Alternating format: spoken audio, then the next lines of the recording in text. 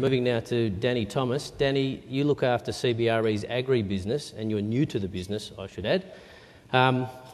We've heard from Chris about industrial land, and really your work and your business kicks off the frontier beyond that.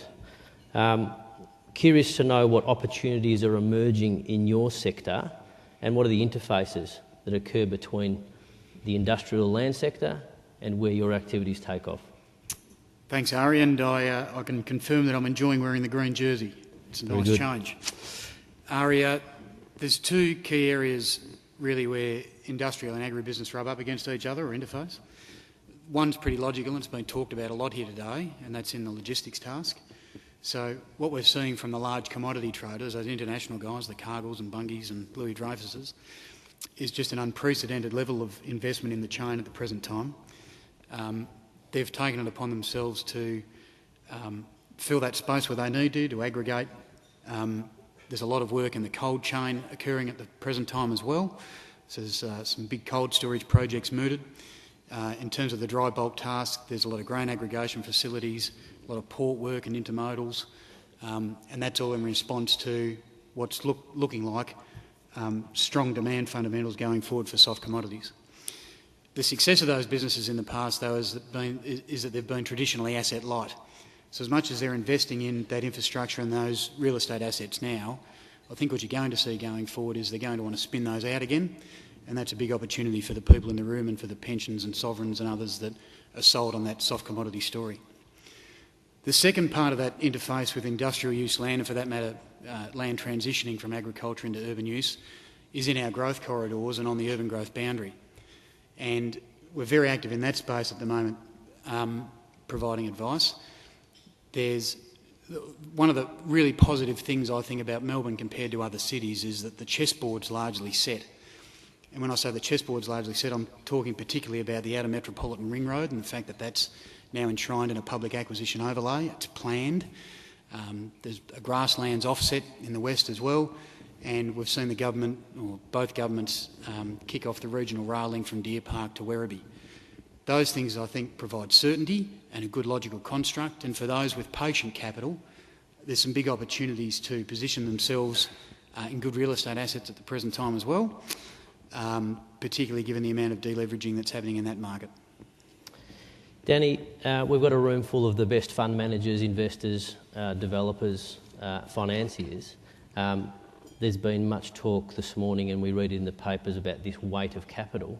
What are you seeing in regard to that capital finding its way into your sector, and do you think that we will start to see traditional capital that makes its way into more traditional assets finding its way into what I'll call the agri-business? Yeah, there's been a substantial increase in funds coming out of that alternate allocation. And we're fielding inquiries from places that if you'd asked me 6 months ago if they'd have an interest in investing in agriculture, I would have said you were mad. But that's certainly on its way. It's moved from aspirational capital to being deployed. So a lot of them have done their homework over the last 18 months and they're starting to make purchases. We've had personal confirmation of that recently. We just sold a $30 million timberlands portfolio to a European sovereign fund. And again, at the start of that campaign, if you'd asked me, would those people have been in the frame to buy that asset? I would have said no, but they're there. The Japanese are back in the market. They haven't been there for a long time, but it's not the corporates, the Mitsuis and the Mitsubishis necessarily that are investing, it's the funds. The timberland space is a space where those people have had a familiarity for a long period of time. They've invested in that since the Timos wound those assets out in the States in the 80s and the 90s. Everyone understands that. But what we're seeing now is actually a transition into traditional farmland. They're actually breaching the farm gate and going and buying agricultural assets.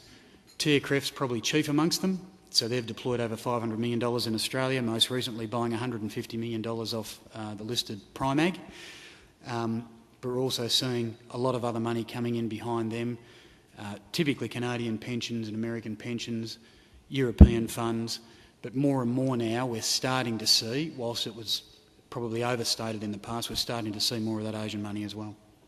So watch this space. Thank you, Danny. Andrew Leoncelli, over to you now. You run the Victorian operation of the residential projects business. 2012 was a very busy year for you, and I think it would be fair to say in recent times the apartment pre-sale market has enjoyed good strength. However, there is talk of oversupply now. Is that a too broad a statement? What's actually happening? Thanks, Ari. Put very simply, there's no one apartment market in the apartment game. The city fringe, South Bank, Docklands, very much characterised by high density, smaller product, very different, predominantly Asian-based developer and investor profile, lower car parking ratios, those sorts of things. The Melbourne City CBD vacancy rate's about 3%. Since 2005, it's been under 3%, which is a very strong market. I think what we consider 3% is to be quite normal. So we're in a good market without being great.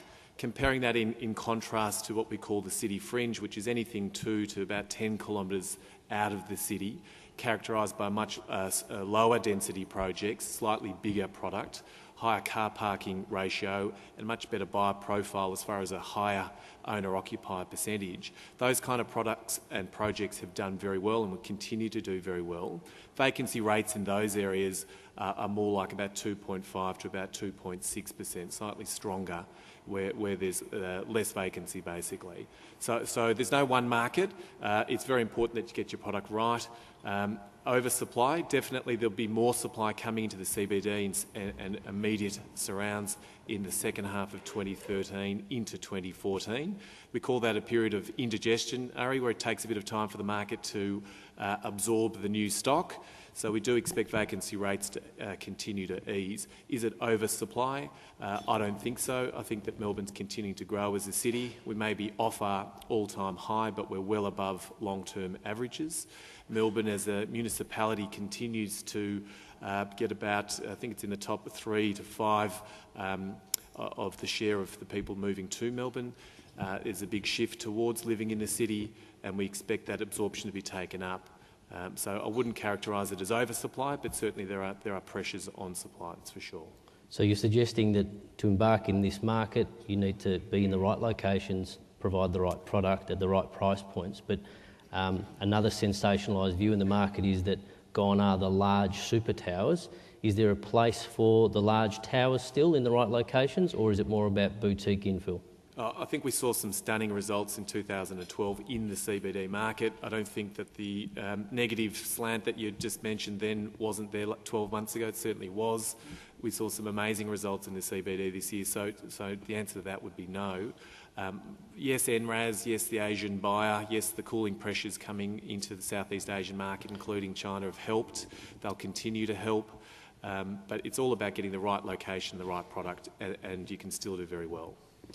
So that presents quite a robust picture. If we focus now on the development sites, who's interested in development sites? What are they looking for? And what does that investor base look like? Well, there's two distinct markets again, city and city fringe, which is dominated by heavy overseas and Asian investors and developers predominantly, who have the capacity to fund big projects, to stump the gap between the total cost of a project and the loan-to-cost ratio that Australian banks offer, or to bring their debt in from overseas. That also opens up the ability to sell a greater percentage of the product offshore. So definitely the city and city fringe dominated by Asian developers and the larger publicly listed Australian developers. And then we look into the suburbs where we're getting the smaller, lower-rise projects, and that's where the local developer is doing his project of between 30 and about 100 units. That's typically the scale where they can fund it, they can build it, sales risk is less, turn is quicker, it's a shorter time frame to make your money. So definitely location, close to public transport, strong retail lifestyle amenity, always important. But the other thing is strong surrounding median house price. Bringing your product into the market at about 50 to 60% of surrounding house price is fundamental. The sweet spot in the Melbourne market's 350 to 550. Apartments are all about affordability. Yes, there's demand from a small percentage of the market for larger owner-occupier kind of product, but it's a very small percentage of our market. Andrew, thank you.